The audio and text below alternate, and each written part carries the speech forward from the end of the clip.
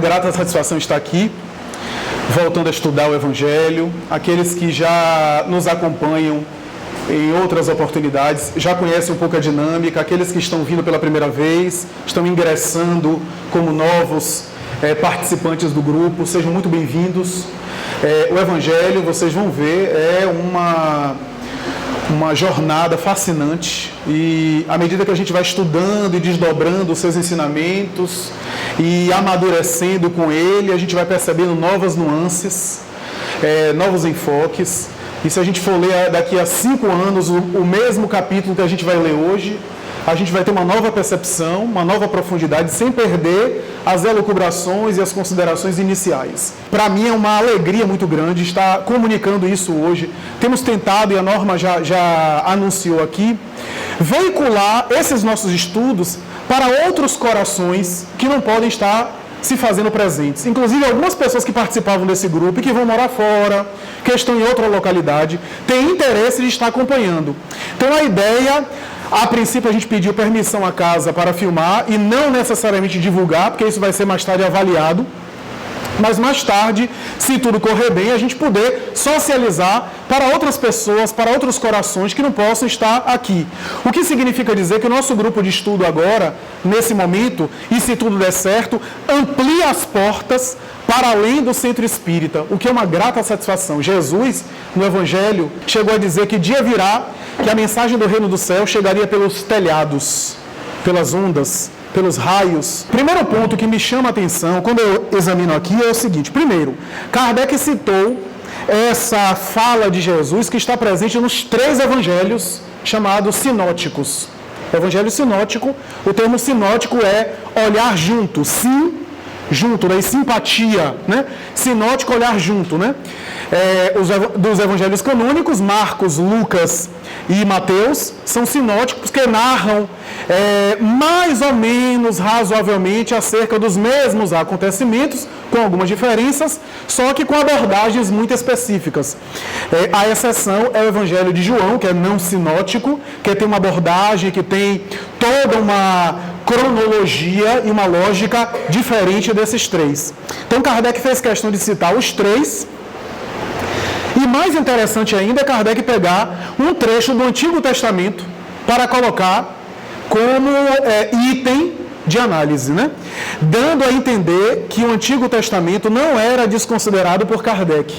Emmanuel, o espírito nobre, através de Chico Xavier na obra O Consolador, vai dizer que o Antigo Testamento é a pedra angular da futura mensagem de Jesus. O que significa dizer que às vezes a gente desconsidera o Velho Testamento, achando que é assim uma coisa obsoleta, mas na verdade, ali está os germes que Jesus iria desenvolver. Lembram do primeiro capítulo, não vi destruir a lei? Ali não era apenas uma frase de efeito.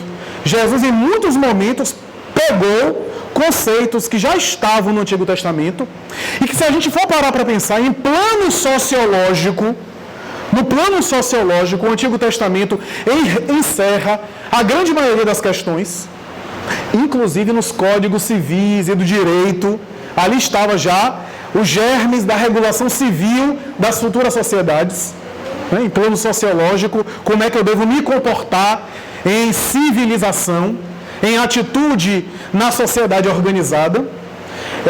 E o Antigo Testamento tem uma série de elementos que às vezes a gente desconsidera, achando que é ultrapassado. Aliás, o estudioso Carlos Pastorino costuma defender a ideia que o próprio Cristo estava por detrás das orientações que transmitia aos seus profetas, os profetas de Israel, particularmente Moisés. Que aquele que era chamado de Yahvé, aquele que é, e que de vez em quando aparecia a Moisés como sendo o Deus, era o próprio Cristo.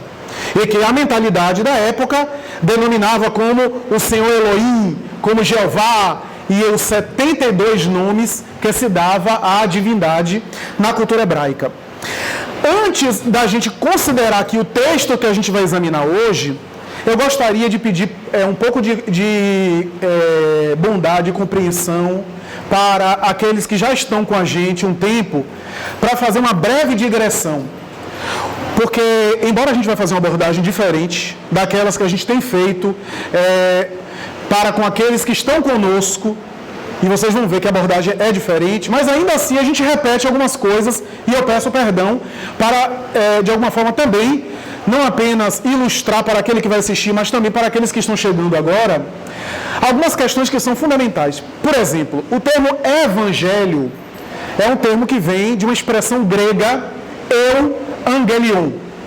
A expressão euangelion é a junção de dois verbetes gregos que significa boa mensagem. A expressão euangelion, portanto, boa, daí eutanásia, que para nós espíritas não é, mas o termo eutanásia é boa, tanásia de thanatos, morte, a ideia de uma boa morte. A eutanásia do ponto de vista espírita não é uma boa morte, mas é a expressão, né?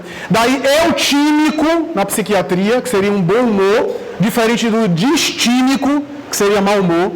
Daí na música de concerto, eufonia, que seria a música agradável, a música harmônica, do que cacofonia ou disfonia, ou barulho, para quem quer mais, né, claramente. Então, é boa.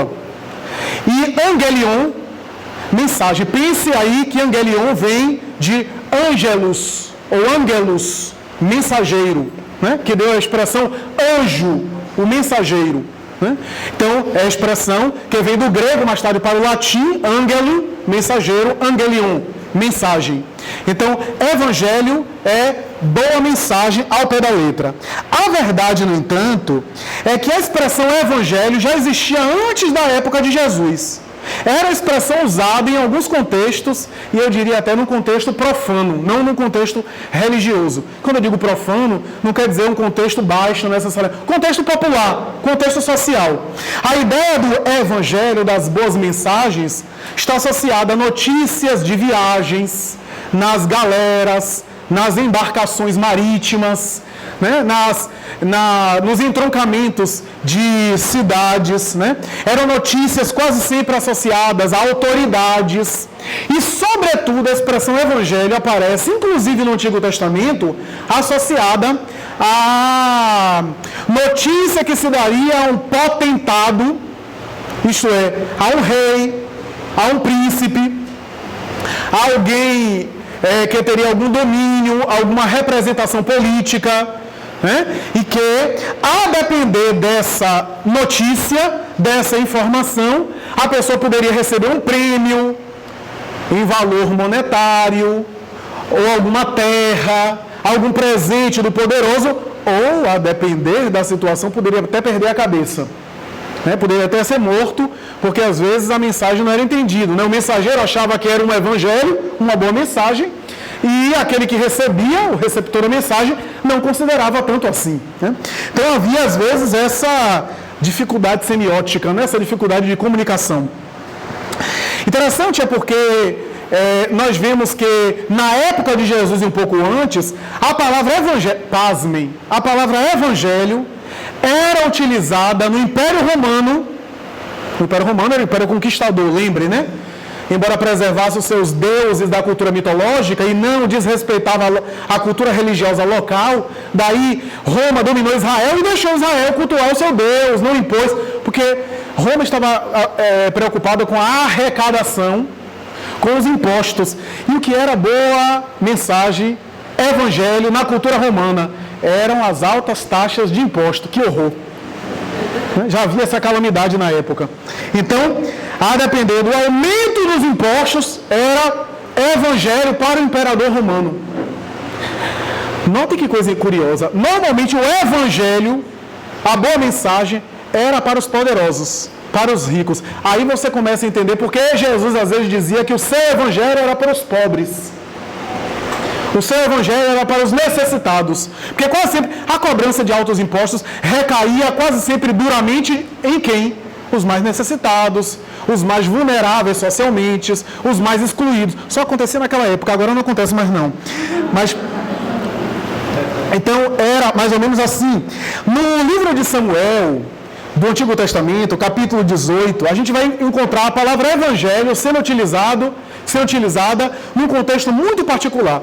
Quem não se recorda do rei Davi, o rei de Israel. Na história do rei Davi, no capítulo 18, particularmente nos versículos 30 em diante, nós vamos encontrar ali uma abordagem em que o filho mais velho de Davi, Absalão, quer tomar a coroa do pai e não espera o pai morrer para herdar a coroa, porque ele era o herdeiro direto, e resolve estabelecer um conflito contra o seu próprio pai. Estabelece uma guerra contra o pai e Davi se arma com seu exército. Absalão não era tão experiente assim. Depois de uma batalha intensa, ele perde a guerra. Absalão perde a guerra e o general do rei Davi, com seu exército, acaba não apenas vencendo a guerra, mas matando Absalão. E a dúvida do general, o general nem deu uma mensagem pessoalmente para o rei Davi, mandou um seu auxiliar dar, para não sobrar para ele, né? E enviou o seu mensageiro para dizer ao rei Davi que havia vencido a guerra, e aí fez todo um discurso especial, né? Salve o rei, porque o rei Davi é vitorioso da guerra, ele consegue vencer, e isso sirva para os seus adversários, conforme serviu para Absalão, que caiu com a sua derrota. Então era uma forma de discursar, de uma forma, e dizer indiretamente que o seu filho mais velho havia morrido na batalha. Antes disso, no livro de Samuel, há todo um conflito do general perguntando: é um evangelho ou não é? É uma boa mensagem ou não é? Porque de um lado o rei havia vencido a guerra, havia permanecido no trono, no poder. Do outro lado, o seu filho mais velho foi assassinado. Então, depois que o rei recebe, ele recebe satisfeito, mas fica profundamente arrasado pela morte do seu filho. Mais tarde, quem vai herdar a coroa, a gente sabe, vai ser Salomão. Mas, então, a gente vê que a expressão evangelho é utilizada em diferentes contextos.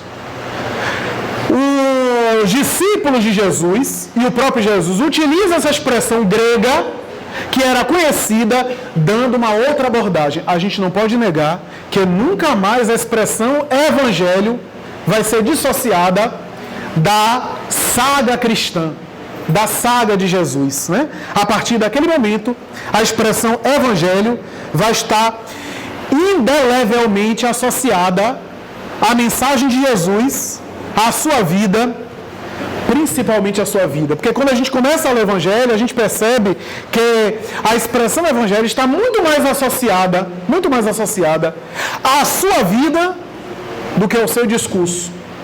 Porque quando a gente lê o evangelho, a gente percebe que o evangelho era a sua vida. Então isso é interessante, né? Mas os evangelhos de Jesus eu respeito profundamente e tenho profunda consideração com as tentativas dos estudiosos dos evangelhos chamados apócrifos, daqueles que são considerados associados aí a autores que conviveram com Jesus. Respeito profundamente. Mas eu costumo pensar o seguinte: se esses pergaminhos não sobreviveram ou não tem um caráter histórico de autenticidade como os outros, é porque não era para sobreviver mesmo. Não sobreviveu porque não era para sobreviver.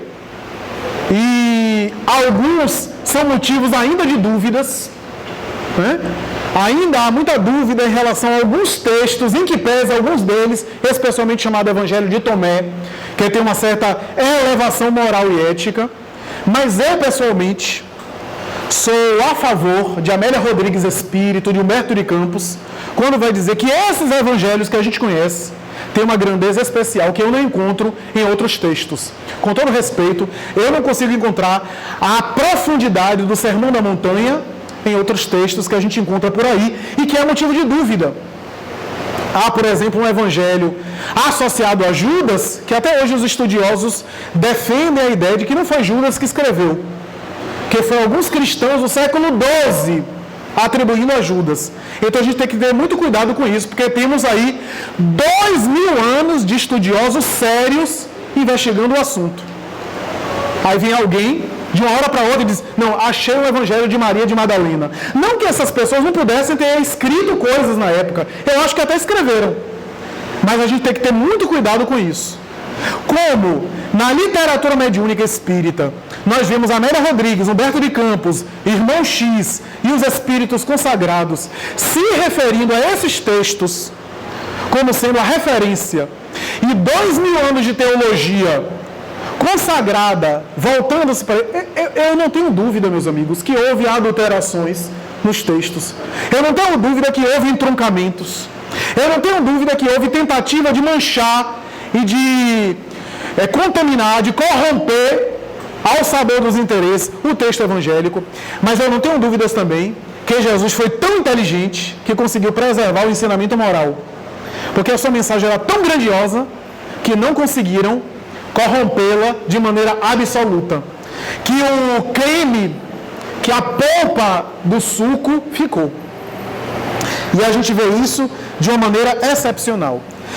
Para se ter uma ideia, Jesus é uma personagem, eu sempre falo isso, Jesus é uma personagem tão esquisita do ponto de vista histórico, que se a gente for examinar as personagens históricas da sua época, que são citadas, que são elencadas, Jesus parece ser um desconhecido. Cleópatra, Júlio César, um pouco antes, Alexandre Magno na Macedônia, né? Tibério, que foi o imperador que viveu na época dele, né? E outras personagens. Tem uma série de referências históricas, tem uma série de comentários a respeito. Sobre Jesus, quase não se falou nada. Há um silêncio histórico. Há uma referência rápida de Flávio Joséfo. Há uma outra referência, uma frase rápida de Plínio, o jovem. Há uma outra referência de Tácito, nos seus anais históricos. E nada mais. E há uma carta de Públio Lentulus, o senador romano, escrevendo a Tibério sobre Jesus, mas ainda é considerada palco de dúvidas, essa carta a Tibério César. A verdade é que são 3 referências históricas muito esparsas, muito rápidas, que chamam a atenção, né? Quase não se comenta sobre ele, né? É um silêncio comprometedor histórico. Mas quando a gente pega os 4 evangelhos, estamos diante da maior prova histórica da passagem dele. Hoje nenhum historiador já se duvidou que Jesus existiu ou não. Já houve uma época em que historiadores questionavam a existência real do Cristo, considerando a possibilidade de que Jesus foi um mito inventado pelo povo hebreu, pela cultura hebraica. O arquétipo do Salvador, do Messias, né, que é Joseph Campbell, na sua saga do herói de mil faces, né? Do mito do herói que está presente em toda a cultura, atribuiu também ao Cristo. Hoje, não há dúvidas históricas que Jesus existiu. Não apenas pelos manuscritos do Mar Morto, descobertos em 1946 aproximadamente, quando esses manuscritos foram descobertos, foi a maior prova histórica dos profetas e do próprio Jesus, porque há textos idênticos à cultura do Evangelho, preservados há mais de 2.000 anos, alguns textos há mais de 5.000 anos, como é o caso do rolo de Isaías, que foi necessário pesquisa com carbono 14 e com a série de estudos do coópita, do hebraico antigo, levando mais de 20 anos para elucidar, porque não foi fácil essas pesquisas. Hoje não há dúvida que Jesus Cristo existiu. Aliás, eu fico pensando o seguinte: se Jesus foi um mito inventado, quem inventou ele devia ser uma inteligência privilegiada. Inventar uma história dessa não é para qualquer um, né? Inventar uma moral dessa, com todo respeito à cultura hebraica de 2.000 anos atrás, a moral hebraica da época era muito distante da moral que Jesus ensinou. Então, se alguém inventou uma história dessa, tem que ser alguém moralmente elevado, né? Para inventar aquelas parábolas, para inventar aqueles textos, aqueles ensinamentos, o sermão da montanha. Então é alguém especial. Mas quando a gente pega os 4 evangelhos, a gente fica deslumbrado como os 4 evangelhos parecem, como diz Anak, um pensador protestante, os 4 evangelhos são 4 mensagens falando a respeito de um homem e de um acontecimento, como se fossem 4 pérolas de um mesmo colar na coroa de um rei. Interessante essa colocação de Anak, porque Quando a gente pega, por exemplo, os 4 evangelhos, a gente vê, por exemplo, Mateus. Mateus é um evangelho que escreve para o povo hebreu, porque ele era um hebreu. Então ele escreve o evangelho falando que Jesus era o Messias, que Jesus é o novo Messias, era o enviado de Deus mesmo. Daí, o tempo todo, Mateus compara Jesus com Moisés. Moisés sobe a montanha, Jesus sobe a montanha. Enquanto Moisés sobe a montanha para os 10 mandamentos, Jesus sobe a montanha e fala o sermão da montanha. O tempo todo é como se Mateus quisesse encaixar Jesus como sendo a nova mensagem. Daí porque o Evangelho de Mateus é logo depois do último livro do Antigo Testamento. Né? É como se fosse a continuação, a chave. Né? Então Mateus é um hebreu falando para os seus irmãos de raça e tentando demonstrar que Jesus é o Messias. Então a preocupação de Mateus não é de precisão histórica. Mateus está ali fazendo conexões com a lei, com a hermenêutica do Torá, da Bíblia hebraica, da lei antiga. Né? Então o tempo todo ele faz alusão. Quer ver uma coisa? Quando ele começa a citar a genealogia de Jesus, Jesus, filho de Maria, José, que é filho de tal, que é filho de tal. A tradição do povo hebreu falava da genealogia. A gente já está entrando na colocação do rapa e mãe, né? A tradição dos pais, dos anciãos, né? A cultura hebraica valorizava muito essa tradição dos anciãos, né? A gente perdeu um pouco isso na cultura ocidental, né? Mas o povo hebreu se fortalecia com isso. Era como se ele dissesse assim, olha, eu tive uma mãe que sofreu muito, um pai que batalhou muito, um avô que tinha tal história, e eles se fortaleciam com essa tradição do bisavô, do tataravô, que sofreram, que lutaram, né? Então, eles preservaram isso. E Mateus faz várias alusões a textos bíblicos, inclusive repetindo 14, 14, 14, que os estudiosos perceberam que 14, 14, 14 é uma menção numérica na cabala hebraica a Davi, ao rei Davi, porque o Messias deveria ser da linhagem do rei Davi. Há toda uma colocação que estudiosos do hebraísmo perceberam. Quer ver uma coisa?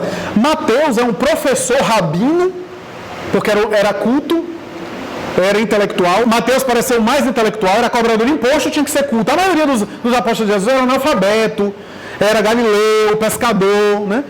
Por isso ele escreve o evangelho muito esmiuçado nessa lei. Mateus não tem uma preocupação cronológica, tem uma preocupação de quê? De passar ensinar. Eu sempre recomendo o evangelho de Mateus para começo. Por quê? Porque Mateus divide em temas. Então, parábolas de Jesus. Aí ele conta uma série de parábolas. Aí daqui a pouco, explicação das parábolas. Aí daqui a pouco, sermão da montanha. Vocês já imaginaram se foi assim realmente? Tipo assim, Jesus passa uma semana falando parábola. Ei, Pedro, não, eu queria que você falasse sobre o sermão da montanha. Esse mês é só parábola, Pedro. Mês que vem eu falo do sermão da montanha. Aí o mês que vem, sermão da montanha. Eu queria que você falasse a parábola que você falou. Não, agora é sermão da montanha. Não foi assim. Na prática não foi assim. Só que Mateus divide em temas. Sabe quem vai ser o evangelho cronológico? Lucas. Por quê? Porque Lucas vai até Maria de Nazaré, mãe de Jesus, e vai ouvir dela as narrativas. Quem diz isso é Emmanuel, em Paulo Estevão, fala isso. Ou seja, o evangelho de Lucas, em boa parte, é narrativa de Maria Santíssima. É a mãe falando do filho. Então é uma biografia. Daí a precisão de Lucas sobre fatos, sobre o que ele fez. Daí a narrativa sobre a infância, né? Daí Lucas conta a história dos reis magos, etc. Do 1-0 que os reis magos deram em Herodes. Toda aquela coisa que era uma forma dele contar a narrativa histórica. Porque Lucas é um grego. O pensamento ocidental, nós somos ocidentais, a gente herdou muito da cultura grega. Nós temos a influência de o quê? Sistematizar em cronologia.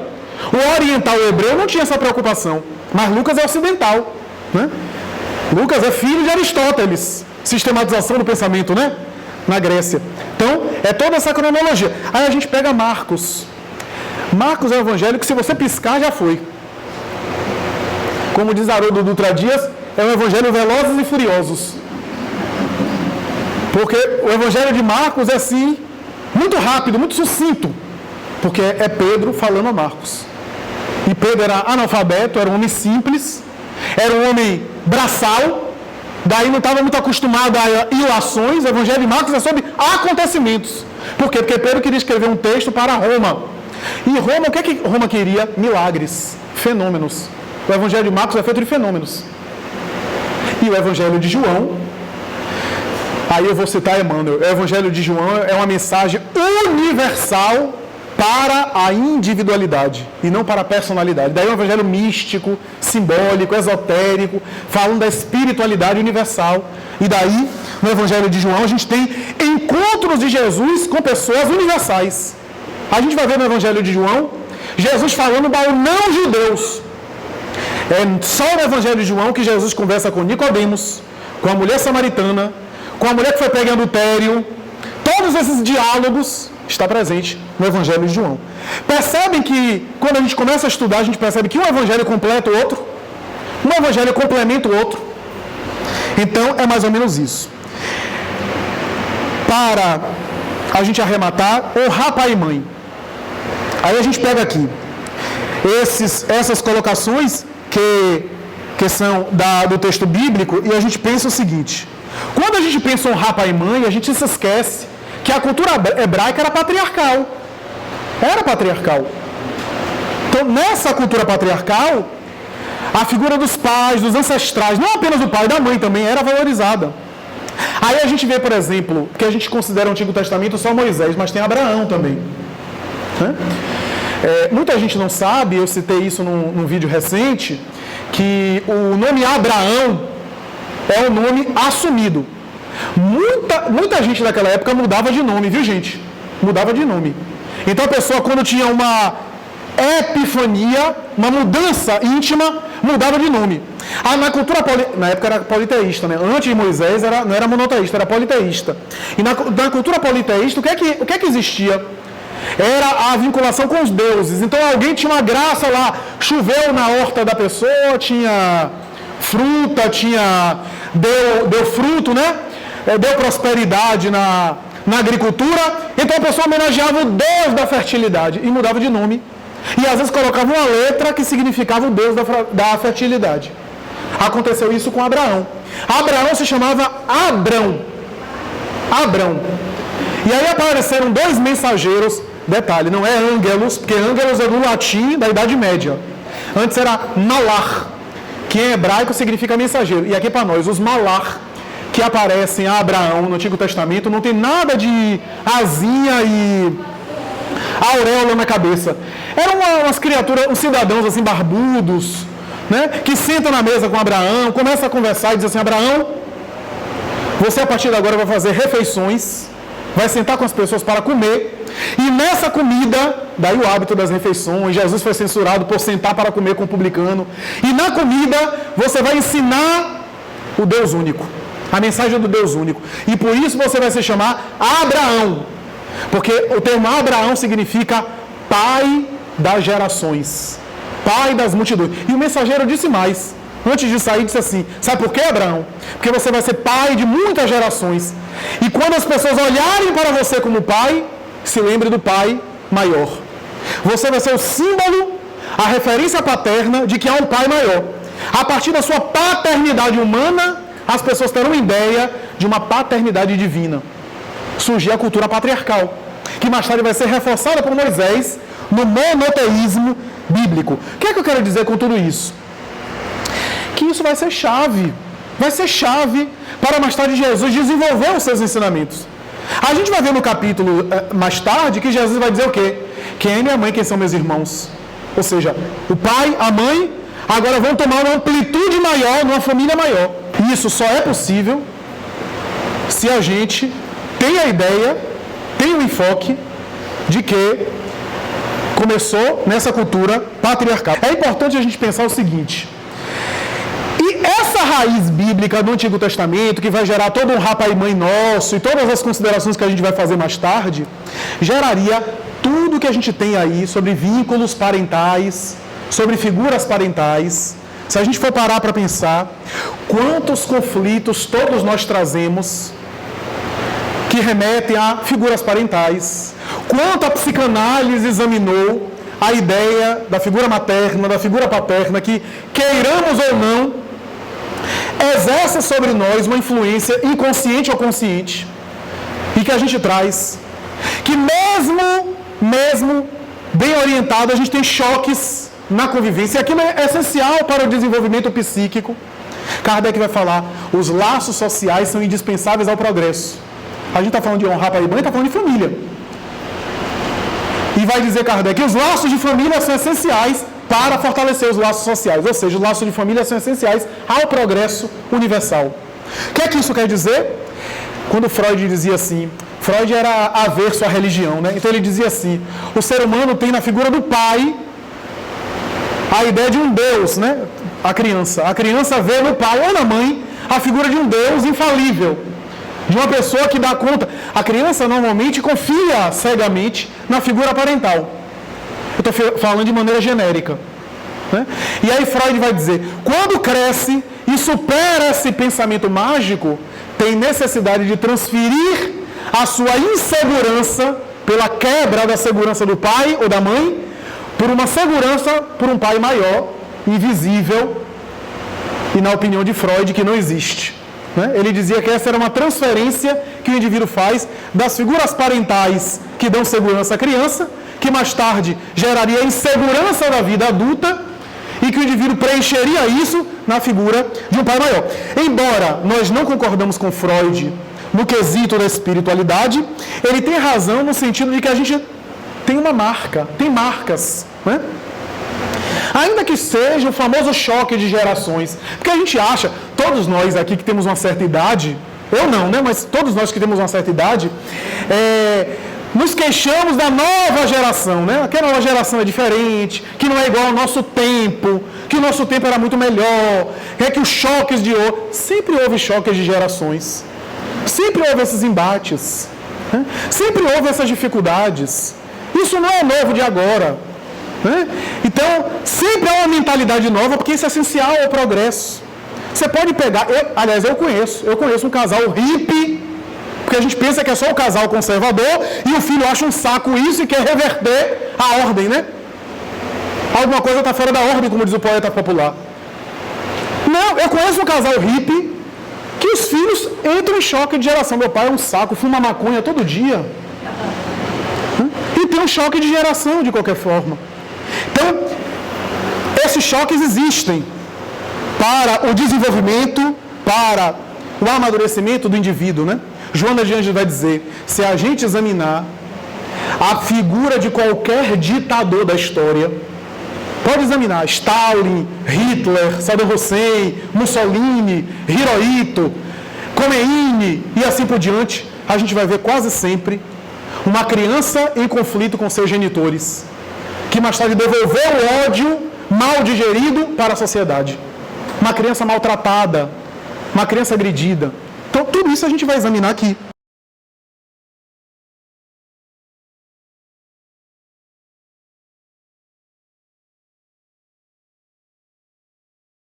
Boa questão. Foi uma expressão arrojada. O êxodo é a expressão do decálogo, né? E da boa parte da legislação do povo hebreu, né? Em Deuteronômio também tem, né? Mas o êxodo tem isso, né? O honrar pai e mãe é o quarto mandamento, né? Interessante porque tanto, a gente já comentou aqui, que tanto o próximo, lembram? Amar ao próximo, como Jesus falou, ama o teu próximo como a si mesmo, ele não estava dizendo nada de novo, não foi isso que fez Jesus ser diferente. Na verdade, ele estava tirando algo que estava presente em Levítico e em Êxodo. Na verdade, não está ao pé da letra, mas a gente pode concluir em algumas passagens que ama o teu próximo como a ti mesmo está no Antigo Testamento. Jesus resumiu toda a lei em amar a Deus, que é o primeiro mandamento, e ama o teu próximo como a ti mesmo. Só que próximo para o hebreu era familiar e era irmão de raça. Jesus resumiu aquilo. Óbvio que próximo para Jesus não era só aquilo. Mais tarde ele vai dizer, aprendestes o que foi dito, amareis o vosso próximo e odiareis o vosso inimigo. Eu, porém, vos digo, amai os vossos inimigos. Aí ele está explicando o que é que ele queria dizer com amar ao próximo. Fazer o bem àqueles que vos perseguem, vos caluniam. E mais tarde ele diz, eu vos dou agora um novo mandamento. Ali no final, com os apóstolos, na última ceia, né? Eu vos dou um novo mandamento. É como se ele estivesse dizendo, eu já dei amar ao próximo, amar os inimigos, que aliás é uma expressão já muito arrojada, né? Eu não conheço outra religião que recomenda amar os inimigos. Eu até admito que Buda falava da compaixão, que é a misericórdia, né? a iluminação de Krishna, mas amar os inimigos de uma maneira tão crua e direta, eu só vejo no cristianismo. Esse desafio. Então é duro. Como diz Raul Teixeira, é só para quem pode, não é para quem quer, não. Então, mas aí no final da existência ele diz assim: eu vos dou outro mandamento, que vos ameis uns aos outros como eu vos amei. E Chico Xavier, com a sabedoria, vai dizer, Chico percebeu o seguinte: amar como ele nos amou é mais ainda. Porque se a gente for querer amar como ele nos amou, é um amor num plano ainda mais... Porque amor, meus amigos, é um fenômeno muito complexo. Eu não vou nem entrar agora nesse esquema aqui, porque amor é muito complexo.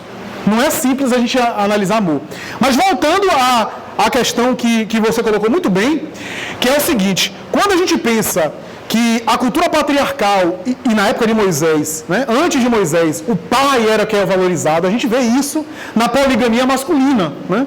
Abraão, né, que tinha a sua esposa Sara, se deita com Agar, e tem também, né, o seu filho, e mais tarde tem também o filho Isaac, com toda aquela tradição bíblica, né? E a gente vê os patriarcas, né, Jacó, Isaac, e assim por diante. A gente vê que não havia uma isonomia entre homem e mulher. Isonomia é um nome bonito, né? O pessoal do direito que gosta muito. Não havia uma isonomia entre homem e mulher, né? Então, essa expressão arrojada é como se Moisés também erguesse a figura da mãe. Óbvio que na época dele o pai ainda assim tinha prioridade, né? A figura do patriarca ainda era priorizada, né? Mas era como se ele quisesse destacar o valor da família ali. A ideia de que... E honrar é uma coisa muito interessante. Honrar não é apenas amar e se submeter. Porque, por exemplo, quer ver uma coisa? Imaginemos um hebreu cujos pais estão querendo que ele faça algo contrário à lei. E aí? Ele desobedece aos pais e segue a lei? Ou segue a lei e desobedece aos pais? A lei tinha primazia na cultura hebraica. Então, honrar pai e mãe não é obedecer cegamente. Eu costumo dizer isso hoje, inclusive na minha atuação profissional. Amar seu pai e sua mãe não é se submeter e perder a sua individualidade. Porque aí seria um amor doentio. O nosso amor, às vezes, é doente, faz mal ao outro. Amar pai e mãe é considerá-los, ter o reconhecimento, né? E aí eu me lembro de André Luiz em uma mensagem dizendo: a tua dívida para com teus pais é impagável. É impagável. Esqueça se seu pai é ausente, se sua mãe foi irresponsável ou negligente. Esqueça. Eles lhe deram os elementos genésicos para que você possa estar mergulhado nesse corpo. Poderia ter abortado você.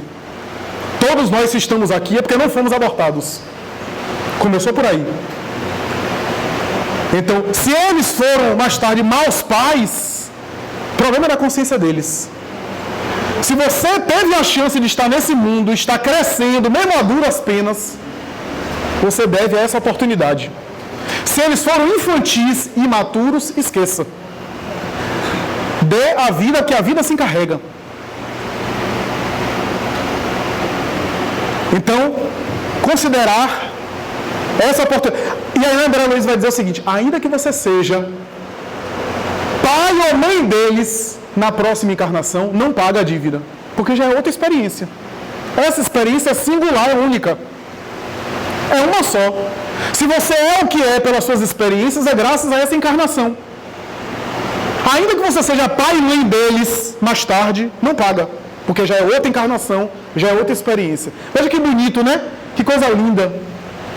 Então, não apenas linda, mas profunda também, né? Então, é interessante isso, que eu acho que é mais ou menos essa ideia que estava ali em germe, né? Moisés não desenvolveu, o Espiritismo mais tarde desenvolve com a ideia da família, dos laços de família, os laços de sangue têm raízes espirituais também, não são raízes só biológicas, né? Emmanuel vai dizer uma coisa muito bonita e ao mesmo tempo vai botar a nossa barba de molho. Ele vai dizer o seguinte: olhe sua família e pense que sua família é um espelho daquilo que você é espiritualmente por dentro. Se sua família é um salseiro, para dizer uma expressão popular, se você vai à casa e diz: meu Deus, é o inferno, ali é uma miniatura de um pouco de você. A sua família é o espelho das realidades espirituais que você traz. Meu Deus, como é que eu fui nascer aqui? Você está de brincadeira. Você está de brincadeira comigo. Não existe ao acaso, errou lá e mandou. Não. O funcionalismo público do além é um negócio sofisticado. Né? Sem demérito para o funcionalismo público da nossa terra, né? Mas a coisa é encaminhada. Então, nós temos uma família que de alguma forma traduz um pouco as realidades internas nossas. É um pouco do que nós temos na intimidade. Né? Então, eu sei que é difícil, para mim também é. Não fiquem com raiva de mim, porque quem disse isso foi Emmanuel. Né? É difícil também para mim, né?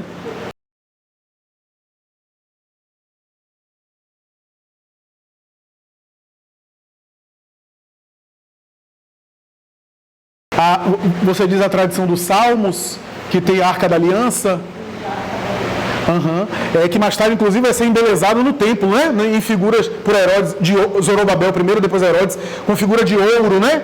E com toda uma estrutura ali no templo para lembrar essa Arca da Aliança, né?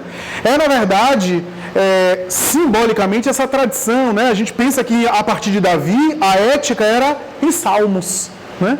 Em textos, né? E havia um símbolo que ali era, digamos assim, onde Yahvé se manifestava, né?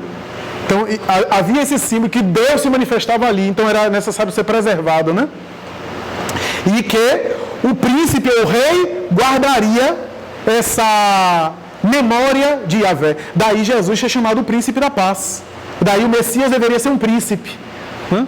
Essa cultura de esperar um rei, um príncipe. Daí os próprios apóstolos olharem para Jesus e não entender como é que Jesus fazia aquilo que fazia e a mensagem dele não tinha projeção política. Os próprios discípulos esperavam que o reino de Deus que Jesus anunciava, seria um reino político, um Estado social. Né? E quando eles viam que a coisa não estava indo mais ou menos nessa pegada, né? Não caminhava por aí, os discípulos Judas, o erro de Judas foi esse. Né? Não, peraí, Jesus estava devagar demais, deixa eu tentar implantar esse reino sociológico. Então era mais ou menos essa ideia. O que Judas não percebeu é que assim, um reino político implantado, mais tarde se diluiria pelo estado de consciência das criaturas. Jesus sabia disso. Né? Jesus sabia que a mudança da sociedade acontece trabalhando o ser interior. O indivíduo aos poucos. Por isso que é difícil. Por isso que tem muita gente até hoje descrente. Olha a realidade do Brasil, está descrente. Não fique tão descrente assim, não. A inflação está 7% ao ano, no governo Sarney foi 84% ao mês. Já teve pior, né? Já teve crises piores. Então, na verdade, é um olhar nosso, nunca vai mudar, a coisa está cada vez piorando mais. Em alguns aspectos pode até estar piorando momentaneamente, porque acontece essas confusões até melhorar de vez. Às vezes a situação se torna insuportável para depois melhorar, para depois a humanidade avançar. É isso mesmo. Mas se a gente for examinar de uma maneira fria e racional, a humanidade de hoje não é a mesma humanidade de 15 séculos atrás, de 5 séculos atrás. A gente tem avançado, né? Então, é importante essa compreensão, mas que não se dá em uma encarnação apenas. Então, a nossa sensação é de que não está mudando, mas está. Está com as criaturas.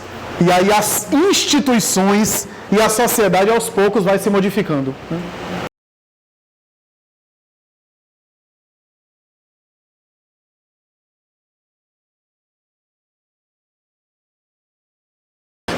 Antes de entrar profundamente nessa questão, que é muito interessante, né, que a norma está levantando, a gente vai ver ao longo dos tempos, e eu vou até voltar no item que ela levantou, né, para a gente ver, por exemplo, como é que era, antes de Moisés, a mulher tratada, né, a gente vai ver, a gente já comentou um pouco aqui em outros capítulos do dote, da mulher ser tratada quase que como se fosse mercadoria, era em alguns aspectos, né?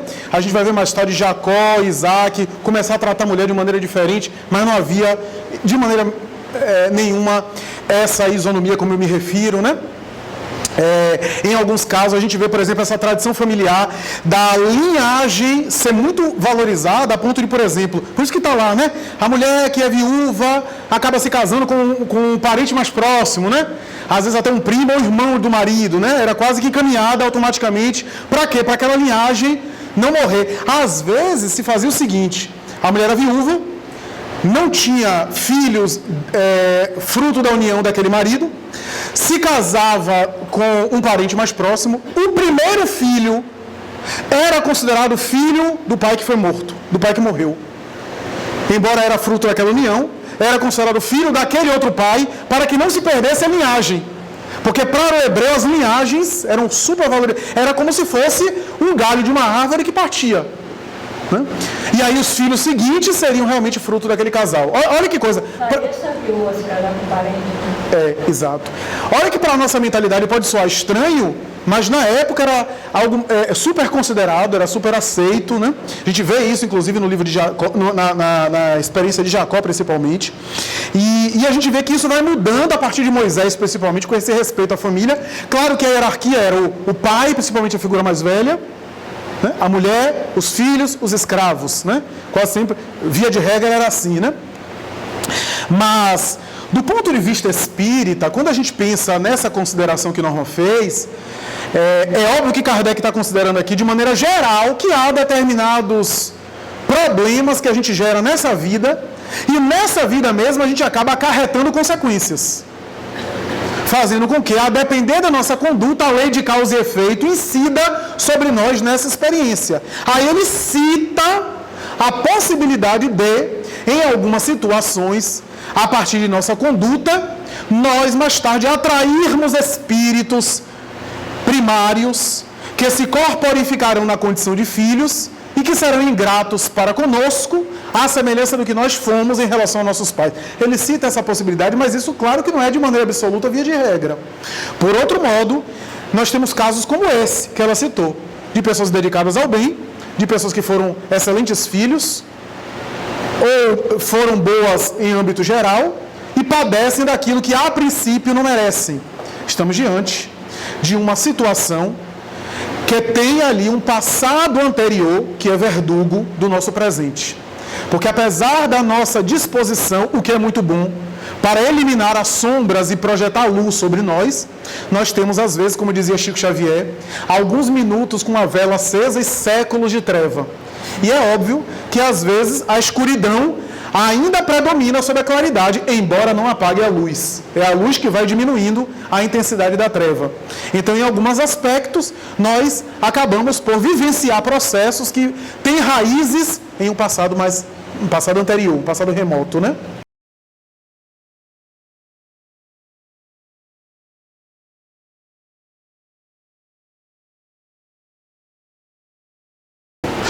Pode ter. Em verdade, a gente costuma dizer o seguinte: intelectualmente a gente evolui sozinho. A gente pode evoluir sozinho, mas moralmente a gente evolui na interação com o outro.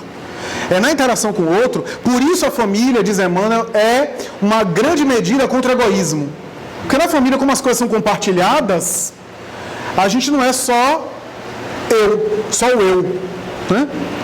Então, a gente compartilha muita coisa. E, naturalmente, surgem os atritos. O nosso amor, que é feito de posse, há amor, mas há também posse. Acaba se atritando nessa coisa da expectativa, da frustração, e a gente acaba... Notem que Kardec está colocando aqui. Kardec não está exigindo muito. O honrar pai e mãe é um conjunto de condutas, ele está dizendo. Ele não está nem dizendo para você ser perdidamente apaixonado, porque isso é do sentimento. Isso tem a ver com afinidades interiores. Ninguém manda no sentimento. Às vezes a gente tem uma afinidade muito maior com uma outra pessoa do que com o nosso pai, com a nossa mãe, ou vice-versa. Mas ele está dizendo que honrar pai e mãe é ter o mínimo de condutas possíveis que dignifiquem. Que dignifiquem aquela relação, quando isso seja possível. Não está nem falando de amor. E o interessante é que assim... Respeito, né? Exato, interessante assim que Kardec toca em questões aqui que, na época... eu poderia dizer até a visão previdenciária, trabalhista, não existia na época de Kardec como existe hoje, né? Kardec, na Lei do Trabalho, lá no Livro dos Espíritos, toca nessa questão, né, da obrigação dos jovens trabalhar para aqueles que estão em idade avançada e que não podem mais custear a própria sobrevivência com esforço e assim por diante, né? Não havia nem legislação, nem nada em relação a isso, né? E é interessante porque em determinado momento ele diz assim, não, os filhos não devem a seus pais pobres só o estritamente necessário. Devem-lhe também, na medida de suas possibilidades, as pequenas doçuras do supérfluo, as solicitudes, os cuidados amáveis, que são apenas os juros do que receberam, o pagamento de uma dívida sagrada. Esta é a única piedade filial aceita por Deus. Então, isso me fez pensar, essa expressão aqui, né? Ou seja, não é apenas dizer que está fazendo obrigação, né? Mas ser realmente caridoso, né? Ser realmente, ainda que não haja recebido, né? Se eu consigo isso, eu consigo superar esses conflitos freudianos, psicanalíticos, porque eu não carrego as figuras parentais no meu inconsciente de maneira perturbadora. Porque às vezes a gente fica magoado, não quer mais saber, mas aquilo fica afetando a nossa vida. Então o filho que tem um complexo com a mãe e mais tarde com a esposa vai reproduzir o problema com a mãe. Se a mãe é dominadora e a esposa é dominadora, é uma reprodução. E se a esposa é muito maleável, não sabe lidar, porque só sabe lidar com a mãe dominadora. Olha como a gente vai, né? Porque traz a mágoa que acaba resvalando. Então, o que acontece? Essa mágoa, esses conflitos mal digeridos, a gente acaba carregando. Se eu soluciono, eu me liberto da imagem do pai e da mãe, expressão de Freud, né? Expressão freudiana, no inconsciente que eu carrego de maneira perturbadora para os meus relacionamentos, para a minha vida, não apenas conjugal, para a minha vida social, de amizade, né? Eu acabo funcionando de maneira livre, eu me desprendo dessas marcas perturbadoras, né? E isso é necessário fazer, está embutido aqui, porque isso daqui não é apenas com as figuras, mas é também um trabalho que eu faço comigo mesmo, para estar bem comigo mesmo. Então veja que esses ensinamentos aqui não é apenas um código de conduta religiosa, são na verdade convites para o nosso crescimento interior.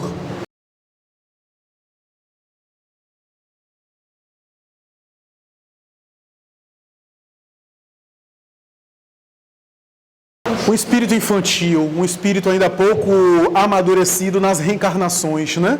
Então, um espírito que ainda traz um senso moral atrasado, muito materializado, né? Por exemplo, a gente vai estudar isso nesse capítulo mais adiante, quando fala sobre ingratidão dos filhos, né?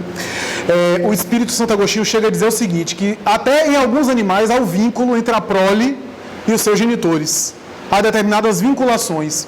A ingratidão com relação à família, especialmente quando o indivíduo é bem abençoado, quando o indivíduo tem, por exemplo, pais benevolentes, abençoados, pais corretos, dedicados, e eles devolvem isso com ingratidão, é um dos sentimentos mais primários, que até nos animais, às vezes, há vinculações. Normalmente é um espírito muito primário, feito de muitas culpas do passado, ainda muito atordoado, e que não consegue superar essas tendências, e que só o tempo amadurecendo ao longo, inclusive da existência material e quiçá de outras encarnações, para esse senso moral despertar.